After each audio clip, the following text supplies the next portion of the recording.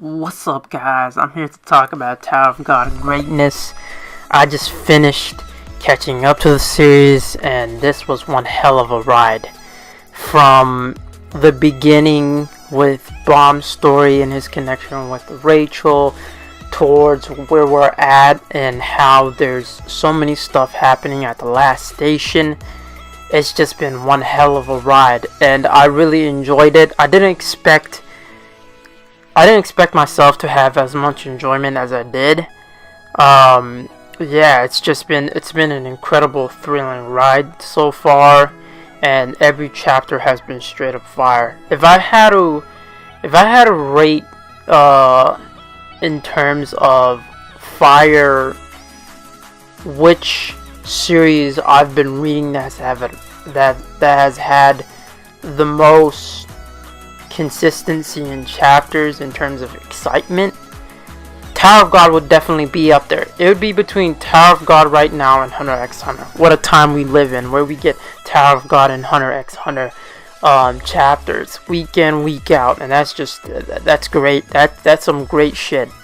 In terms of characters, I really did enjoy, Riffelijo as a villain. I enjoyed Lurker because he felt more grounded compared to the other villains introduced later on, and there was this moment of parallel mindset between Lurker's action and Wingna.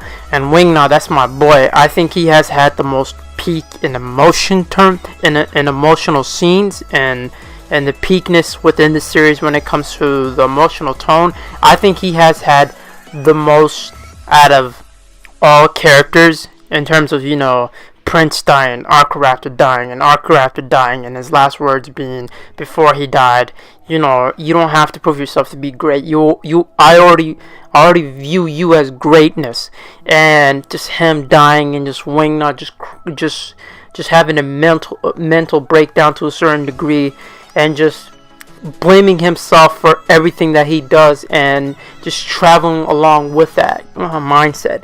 I really enjoyed him as a character. Alright, he's hands down my favorite regular out of all of them. What can I say about this series that hasn't already been said? This series is an absolute masterpiece.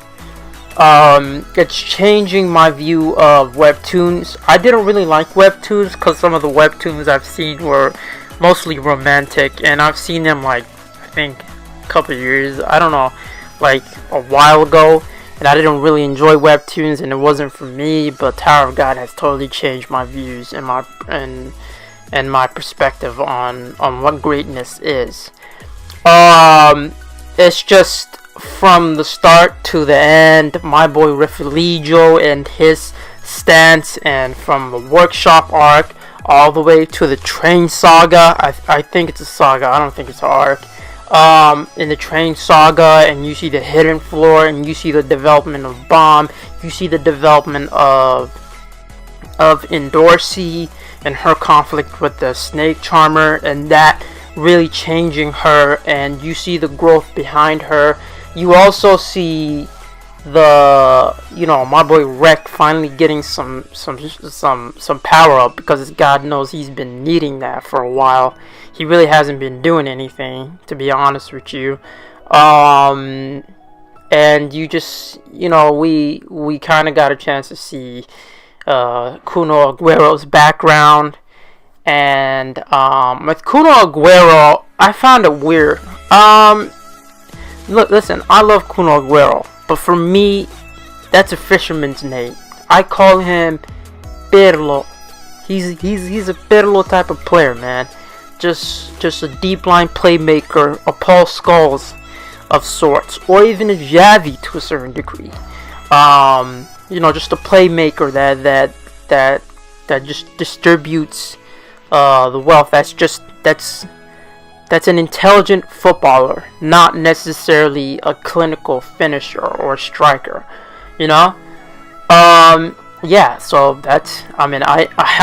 I enjoyed that, and meeting all these set of characters and seeing what their goals are, and meeting these new characters, Team Sweet and Sour, and their development, and what's happening right now in the last station with Bomb having to deal with the fact that his friends are about to get executed, and having to deal with the fact that that all of this is happening to him, and that he, you know, in terms of he has to, you know, he's at the last station where there's just a bunch of high rankers to ranker level, and there's a way of him getting out of this situation, but he's not willing to take that route. He's not, so far he's proven that he's not the type of player that, he's not the type of person that will leave people behind. To a certain degree, it's kind of, I guess to certain people in the community, it might be perceived as being annoying to the extent that he's not, that he really can't do anything against rankers. He's not on the same level as them. He's nowhere near their level. And that he always, you know, he has that shonen-esque type of characteristics, which to a certain degree, you kind of get where he's coming at, because in the Hidden Floor, he found his own power. The Hidden Floor was more of a character growth for him. You know, not trying to dwell into other people's perspective, not trying to let people determine what course of action he takes, and him coming to terms with that right now, the last station, and him not taking the direction that people want him to take, and taking the direction that he himself wants to take. You know, that's what that whole arc was. It was more of a growth for him in terms of power and uniqueness. That's why for the majority of the part, the Hidden Floor, when he was facing against the Data Jihad, he was more so using his own powers. He really wasn't using powers from Hong Song or Jing Song. He was using power within him. The moves he created were all original to him, specifically tailored to his abilities. So I kind of expected him to take that turn, but I don't see everyone surviving in this arc. I hope not. I hope not everyone survives, because the Hell Train, I came into the Hell Train expecting more deaths. I know we got aka Williams dead, Daniil, my man Monterell, but they weren't significant enough characters to really dim and to put into perspective how dangerous the Hell Train was at that certain aspects. And, you know, Bomb just needs to be, I guess, for lack of a better word, humbled. In the sense that he probably needs to experience certain trials and tribulations to a certain extent, knowing that, hey, you can't have all the power in the world, you can't save everyone, and just, you know, be grounded to reality in that aspect. But in terms of his growth in him, I expected him to choose that. I was expecting him to flip out like that in the recent chapters and not wanting to leave anyone behind. But overall, this series has been incredible. I'm enjoying it. My favorite character is Wang Na. Second is Rek, and I'm sure I'll make a list of characters in the future that I enjoy. As far as characters that and my favorite arc would have to be, it's gonna be kind of hard because I really enjoyed the lore of the Death Floor provided with us.